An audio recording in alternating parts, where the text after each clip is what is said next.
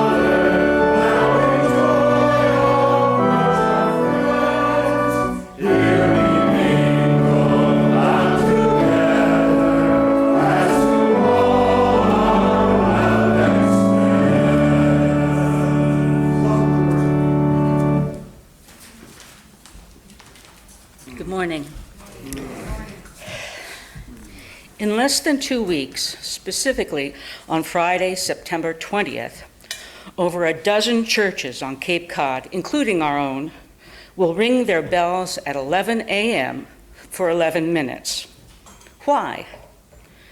To support an astonishing international youth movement that wants to help lead the world in what they are calling a global climate strike. But I think equally astonishing is the remarkable story behind this whole movement. In 2011, an 8-year-old Swedish girl first heard about climate change and became very upset. She could not understand why so little was being done to fight global warming. Over the next few years, she became deeply depressed, stopped talking, stopped eating.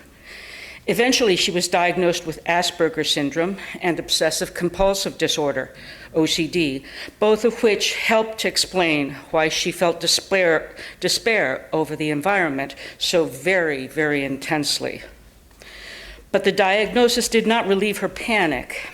Instead, it led her parents to understand how very important it was for her to do something. And so they supported her when she decided to skip school and instead go on strike.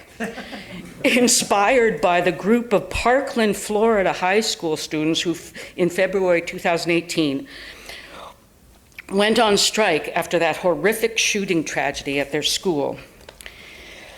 This young girl tried to round up some friends to join her in a similar protest for the environment, but without any luck. No one would skip school with her. So she eventually decided to go ahead with the strike by herself. And this 15-year-old Greta Thunberg protested global warming by standing outside Sweden's main government building every day during school hours. She did this for 3 weeks, right up to the Swedish general election. All by herself, Greta stood before the Reichstag, holding a sign that read, quote, "School strike for the climate," and handing out leaflets that bluntly stated, "I'm doing this because you adults are jeopardizing my future." Well, actually, she used a much stronger word than jeopardize, but it wouldn't be polite to repeat it in church. After those initial 3 weeks, she continued her strike every Friday, for months on end, all while keeping up her schoolwork, and all while inspiring thousands of other school kids around the world to join in climate strikes of their own. But Greta Thunberg didn't stop there. This past January, the Swedish teenager traveled by train to attend the World Economics Forum in Davos, Switzerland. There she told a panel of prominent business and political leaders, quote, "Some people, some companies, some decision makers have known exactly what priceless values they have been sacrificing to continue making unimaginable amounts of money. I think many of you here today belong to that group of people," end quote. Then last month, Greta traveled from England to New York City, not by plane, but in a carbon-neutral sailboat equipped with solar panels and underwater turbines, all to spread her message in advance of this month's 2019 UN Climate Summit, and to draw attention to the September 20th Global Climate Strike, which has 100 events happening all around the world. It's this type of leadership that led Time magazine to put 16-year-old Greta Thunberg on their cover this past May. Here on the Cape, there are a number of global strike events happening on September 20th in places like Dennis and Barnstable. And at 11 a.m., Federated Church of Orleans will join many other churches in ringing their bells. And we're hoping that our preschool kids and members of the congregation will be out in front of the church, dancing and holding up explanatory signs. For more information and about this and other events, please stop by the Care for Creation team's table downstairs after church. And there's even an important petition you can sign to urge Cape Cod leaders to act more decisively. Again, why will we be ringing our church bell on September 20th? To support all the youth who are following Greta Thunberg's lead and mobilizing events like this great global climate strike. It's their future, and they want a chance to live it. We will ring our bells in support of Greta, the teenager who also told those big shots out at Davos, quote, "I want you to feel the fear that I, as a kid, feel every day. And then I want you to act. I want you to act as if you would in a crisis. I want you to act as if the house was on fire, because it is."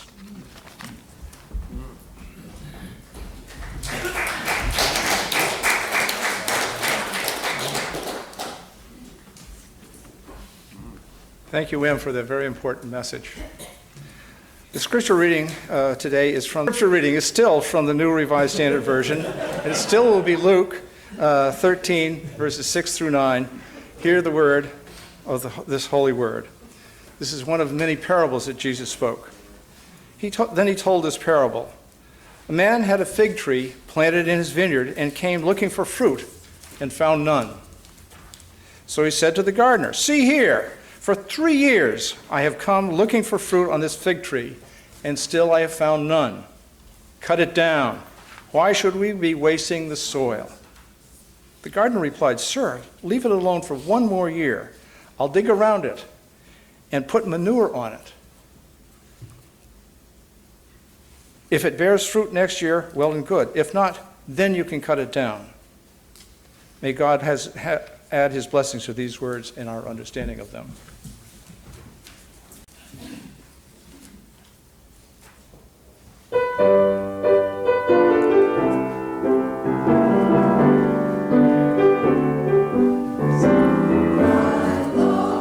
To tell the story of love and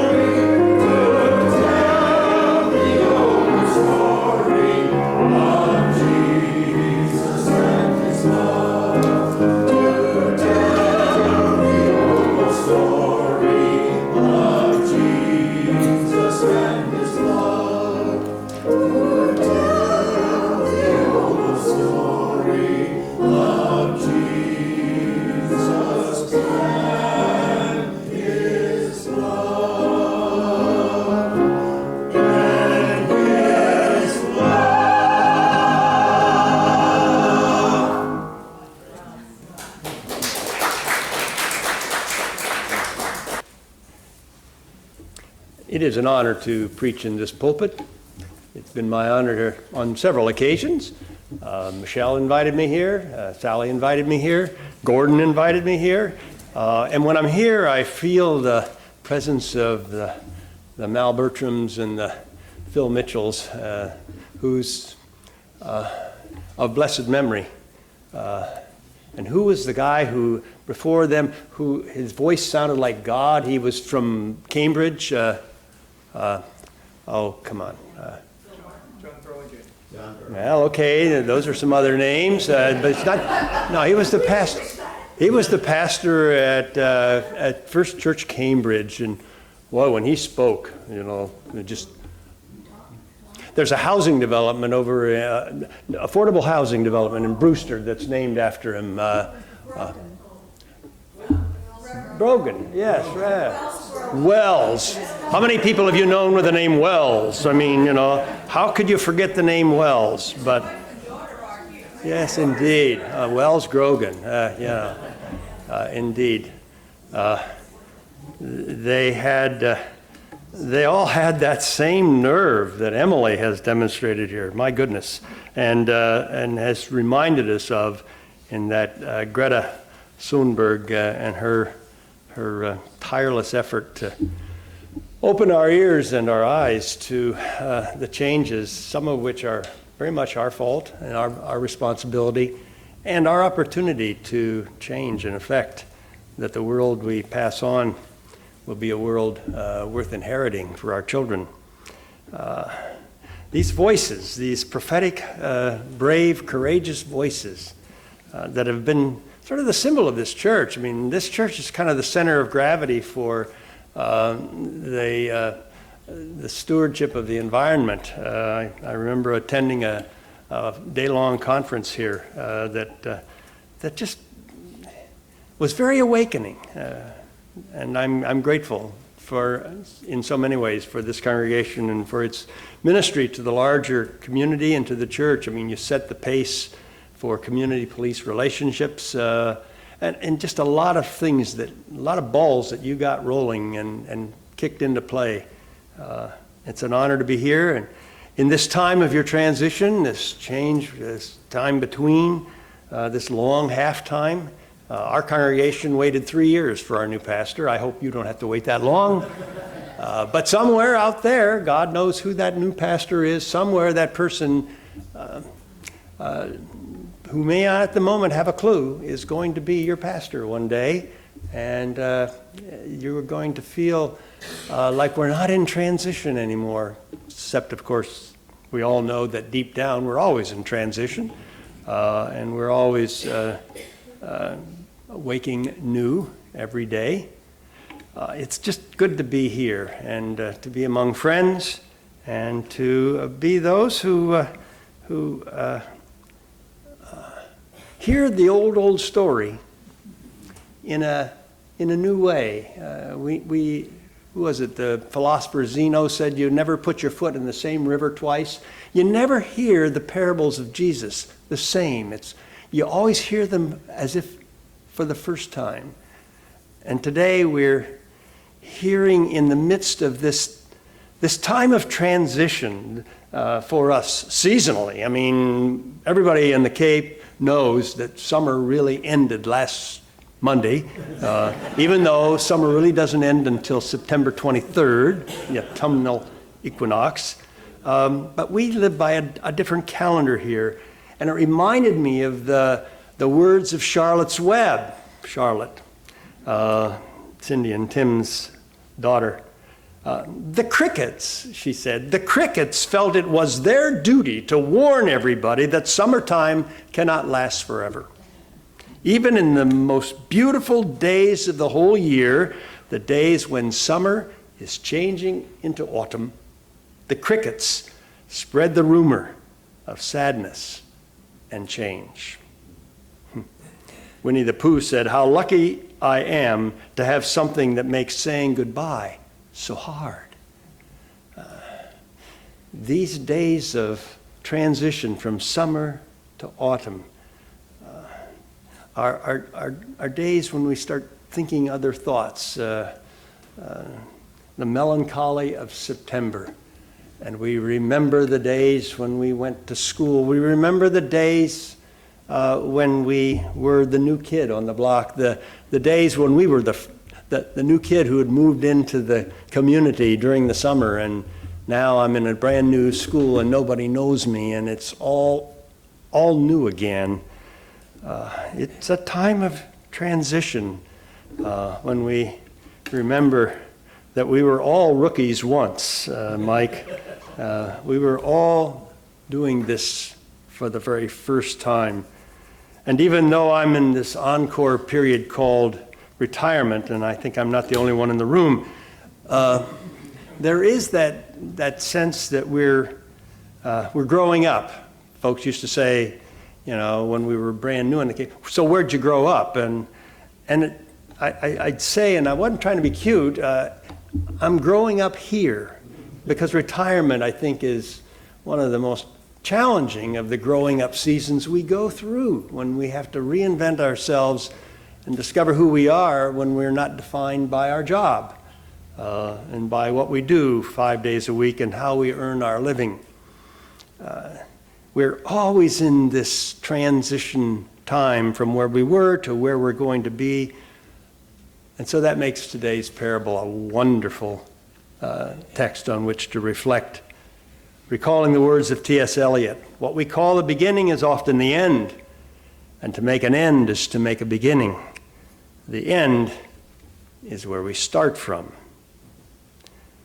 Jesus told a parable about a man who had a vineyard and how he came to the place in the vineyard, which of course is where you grow grapes, to a place occupied by a fig tree, probably a little volunteer, who knows. Anyhow, anybody who raises fig trees knows that the third year is the good year. That's the year you finally get some fruit.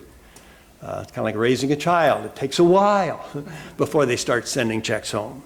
It takes a while, a long time. So the third year came, and he went to the fig tree, and the fig tree had nothing on it but leaves and twigs. And so he said to the gardener, I've had it. 3 strikes and you're out. This tree is not worth keeping. It's not worth putting into it, investing in it anymore. Tear it out. Cut it down. But the gardener, you can decide who the gardener is in this parable of Jesus. The gardener says, no, not yet. One more year is all we ask. Let me work around it, put on some manure, and fertilize the ground, and then let's see what it does. One more year. The gardener has the back of the little tree. He cares about the tree in a way that the owner does not. He sees potential when others see nothing but failure. He sees the possibility when others see nothing but a string of free riding. The gardener. Who is the gardener? The gardener is the good shepherd who owns the sheep. The gardener is Jesus. The gardener is the one who understands that some of us bloom right on time, some of us are early bloomers, and others of us are really late bloomers. Any late bloomers? You don't need to raise your hand. Anybody here who's been the beneficiary of the second chance? One more year? Or someone who believed in us more than we believed in ourselves, who knew that our gifts just needed a little more time to mature. If you read this morning's paper, in the comics section, you saw there the Peanuts gang, the largest syndicated cartoon in the history of journalism, created by Charles Schulz. But when he was in high school, Charles Schulz was unable to get a single drawing into his high school newspaper. Nothing there, too simplistic. Or to take you back to the days of President Richard Nixon and his Secretary of State and his Henry Kissinger, who served under not one but two presidents and then continued to serve as a consultant to the government. A Secretary of State who was a world statesman. In his high school days, he can't remember a single day when he had lunch with anybody. He sat alone in the high school cafeteria, a long table, tray. Nobody would talk to him. He was too shy. Late bloomers, beneficiaries of a second chance. The truth is that we just don't always get it right the first time, and we're not always the first one in line. We may, in fact, be the last kid on the school bus, no matter how we were arranged when the bus drove up. We had one of each in our family. The one was always the first to get on, and the other was always the last to get on. And he's now at 47, following one career in the School of Nursing of Cleveland State University, training to be a nurse, which his mother and I believe is his true calling. But it took him a number of years to get there, to discover what his real calling was. What Frederick Buechner, the chaplain at Dartmouth College for a long time, said is that magical place, that sweet spot where our deep gladness meets the world's deep need. When we really discover what we were born to do, when we really feel free to become what we were born to be. The parable of the fig tree is a reminder that God has a special place in God's heart for us late bloomers, us folks who don't always get it right, the folks who take a little while, take longer. They not in the front row. One school on the Cape advertises that we're the school where there are no back rows and all our students stand out. We are the people who remember 1969, aren't we? Remember 1969, Woodstock? Some of you were probably there. The riots in the cities, Vietnam, a president under fire. The time when the commercial, Anthony, Anthony, was introduced. Wednesday is Prince Spaghetti Night. Yeah, 50 years ago. It was also the year when when the invention of the sugar snap pea took place. It was called the vegetable of the century. It was the time. It was not just a new vegetable. It was a changing of the paradigm in vegetable growing, because I don't know about you, but shelling those peas was an endless task for me and my siblings. They'd come in by the bushels, and then you ended up with a small kettle of peas. We survived this 1969, didn't we? We got through it. Now, some of you didn't. Some of you weren't born then, but we got through 1969 in one piece. Probably are better for it. It was the year when we landed on the moon. It was the year of those wonderful words from Neil Armstrong, another Ohio boy, I would add, who said, one small step for a man, one giant leap for mankind. It was a year when we were audaciously confident that we could do things. We're going to go to the moon, not because it is easy, but because it is hard. Not a very good impersonation of our president, but we're going to do it because it's hard, hard, hard. Hod. Yeah. The fig tree reminds us that we don't always get it right the first time. There were a lot of tragedies leading to that moment on July 20th, 1969. That morning, I preached my first sermon as an employed pastor in Michigan City, Indiana, and I got through it. Not just one service, but two services, because it was a larger church. And that night, we watched that moon landing and saw history happen on our black and white TVs. 69, we came through this.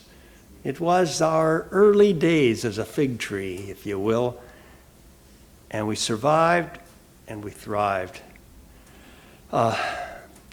We're the fig tree is the poster boy for those who like to play golf and take a mulligan now and then to get a second chance to tee off. To know that we're not always the first choice. It's the time to remember that wonderful virtue of the Holy Spirit, patience. Patience. My wife and I are we'll be celebrating our 55th anniversary next June. But I was probably not her first boyfriend. Jerry Morley was your prior director of music here, and she was for many years the founding director of the Chatham Chorale. And some weren't sure that there would be a Chatham Chorale after Jerry Morley didn't direct it. But time came and she did resign and retire, and they searched for a new person, and they thought they had the right person, and it just didn't work out. And some would say, well, nobody was quite able to follow Jerry, whatever it was. They then called a person known to many of you as Maggie Bossy. And the circumstance was, and Maggie loves to tell this story, was that they came back to her and said, we didn't choose you the first time, but we're asking you if you'll do it. And she only lasted 27 years and became something of a legend. She happens to be the director of music at the church my wife and I go to over at Dennis Union, your sister church.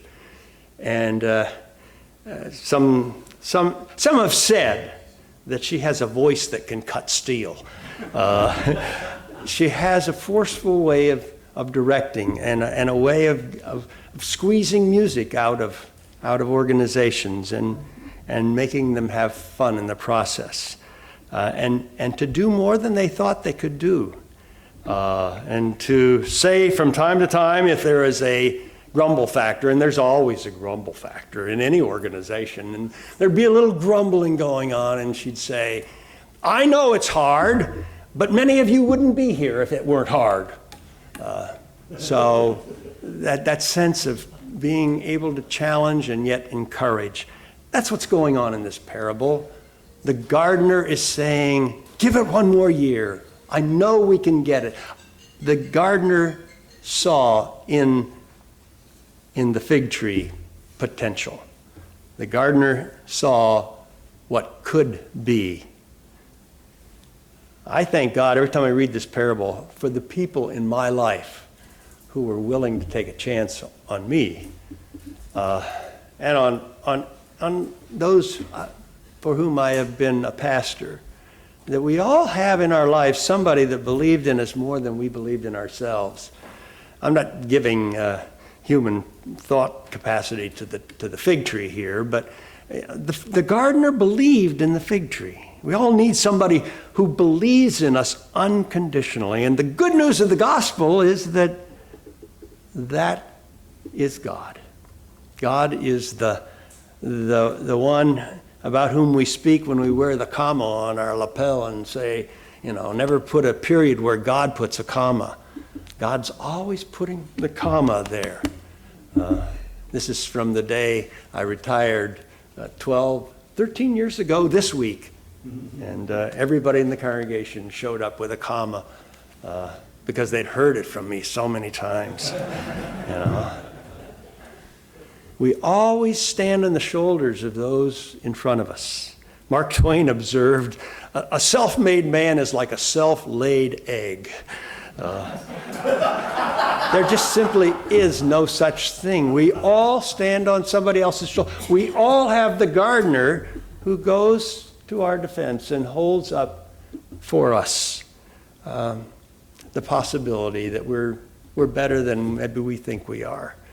And we have a potential, we have a future. I know that part of the theological DNA of this church is Unitarian Universalist. And so I thought I would read something from my favorite Universalist pastor, who really more got into writing in Kansas City, named Robert Fulgham. When I was a little kid not so long ago, I had to learn a lot of stuff I didn't even know. How to dress myself and tie my shoes, how to jump a rope, how to have my picture taken without looking like a dope. But all the things I learned, my favorite of them all was the little poem hanging on the kindergarten wall. Of all you learn here, remember this the best. Don't hit each other and clean up your mess. Take a nap every day, wash before you eat. Hold hands, stick together. Look before you cross the street. Remember the seed in the little paper cup. First the root goes down, and then the plant goes up. A kindergarten teacher I admired a lot used to give her students marks, not with A, B, or C, but with, like the categories, ties or shoes, can count to 100, knows ABCs, and so on. And under the categories, listens to instructions, sits in his chair, is quiet, stays in line. Little kindergarten skills. And her markings weren't A, B, or C, but rather always, sometimes, or not yet. Not yet. Now I would have gotten a few not yets, more than a few, which is probably obvious. But that sense that we have, the grace of the gospel is that God believes in us more than we believe in ourselves. Invests in us, gives us Jesus Christ. God so loved the world that he gave his only begotten Son to be the model of our humanity, to teach us how this is done right, to teach us the values that are going to help us get through this together and help us emerge in spite of the challenges of our lives. We're always growing, aren't we? We're always like the fig tree. The little girl was waiting for the pediatrician to come in, sitting there in her little smock, and her parents. The doctor comes in and says, "Well, Melissa, what's new with you?" Melissa looked at her and said, "Doctor, I'm 5 now. There's nothing new anymore."